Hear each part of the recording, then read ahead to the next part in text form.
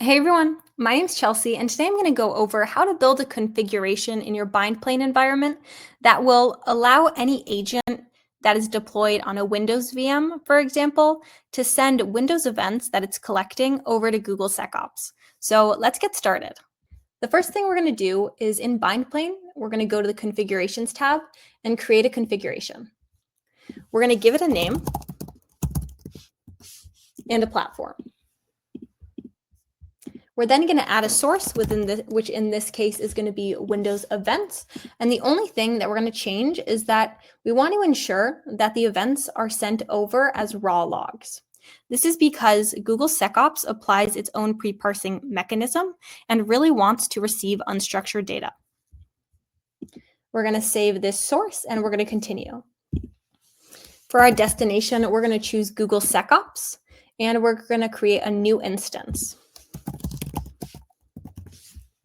The protocol we're going to use depends on the Google API that we want to interact with. For simplicity's sake, we're going to choose gRPC. And we're going to ensure that our endpoint is correct given our region. I'm in the US, so this looks good to me. The authentication method I'm going to choose is JSON. And moving over to Google SecOps, what I'm going to do is I'm going to download my ingestion authentication file, and I'm going to receive a large JSON object.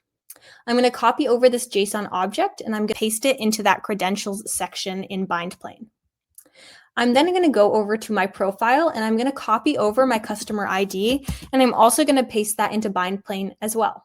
So I've gone ahead and I've pasted both my credentials JSON object and my customer ID in Bindplane, and the fallback log type I'm going to use will be based on the log type supported by Google. So because I'm going to be sending through Windows events, I'm going to send over WineVT log type.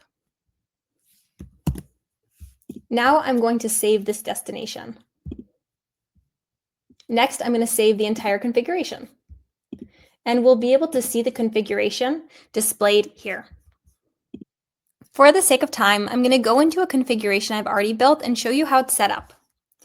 So what I've done is I've added an agent to the configuration that I deployed, and you do that just by going to add agents and picking the agents that make most sense to get this configuration installed on.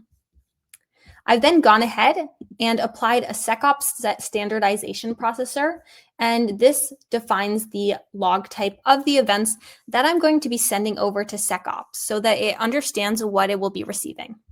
I've also added some other key value pairs and a namespace so that I am able to actually search for these events in SecOps once they're sent over. The next thing that I've added is a batching processor.